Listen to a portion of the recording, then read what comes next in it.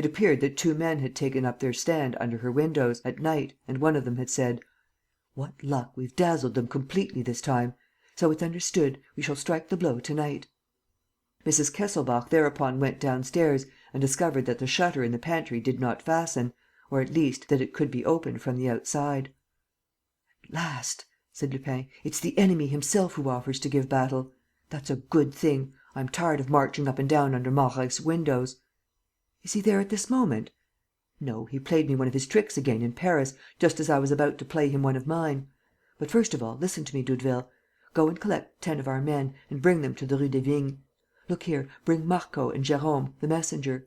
I have given them a holiday since the business at the Palace Hotel. Let them come this time. Daddy Charolais and his son ought to be mounting guard by now. Make your arrangements with them and, at 11:30, come and join me at the corner of the Rue des Vignes and the Rue Raynouard. There we will watch the house." Doudeville went away.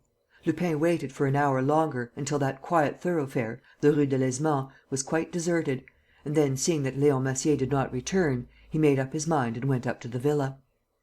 There was no one in sight. He took a run and jumped on the stone ledge that supported the railings of the garden. A few minutes later, he was inside.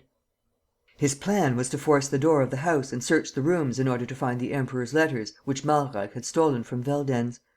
But he thought a visit to the coach house of more immediate importance.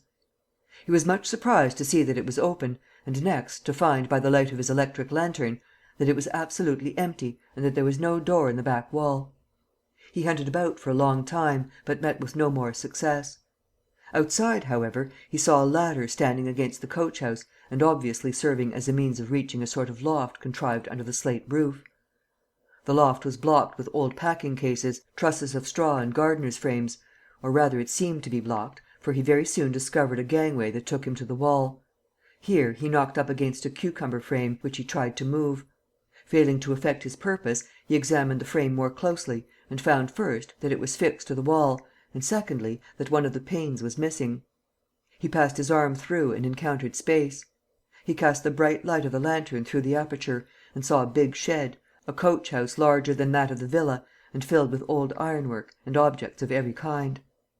"That's it," said Lupin to himself. "This window has been contrived in the Broker's lumber room, right up at the top, and from here Louis de Malreich sees, hears and watches his accomplices, without being seen or heard by them.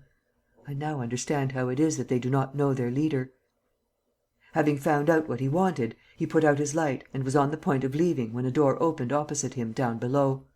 Some one came in and lit a lamp. He recognized the Broker. He thereupon resolved to stay where he was, since the expedition, after all, could not be done so long as that man was there. The Broker took 2 revolvers from his pocket. He tested the triggers and changed the cartridges, whistling a music-hall tune as he did so. An hour elapsed in this way. Lupin was beginning to grow restless, without, however, making up his mind to go. More minutes passed, half an hour, an hour. At last, the man said aloud: "Come in."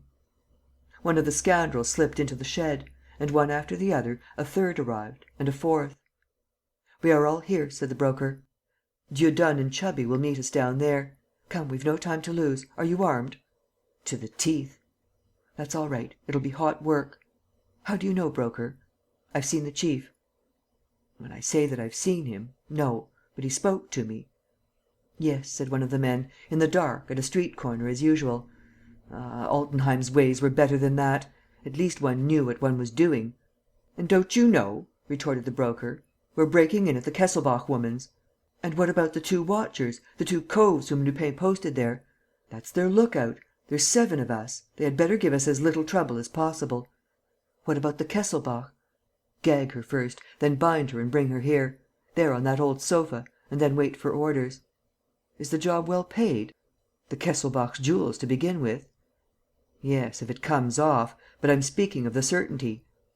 300 franc notes apiece, beforehand, and twice as much again afterwards." "Have you the money?" "Yes."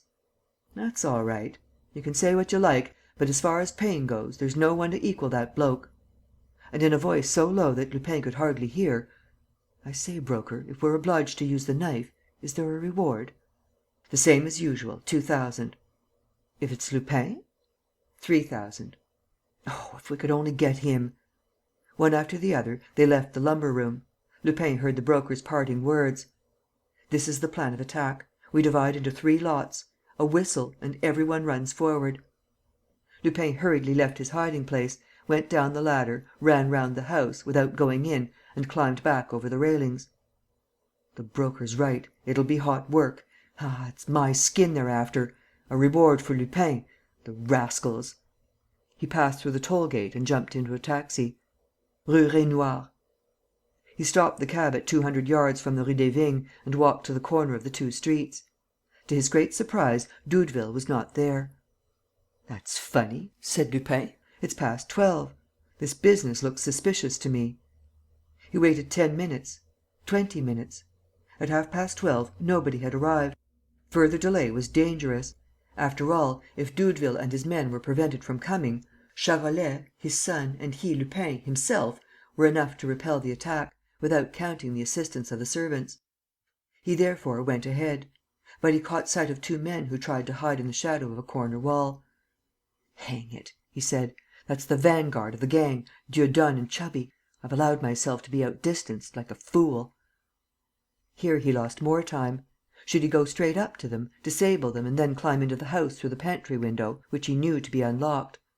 That would be the most prudent course and would enable him, moreover, to take Mrs. Kesselbach away at once and to remove her to a place of safety.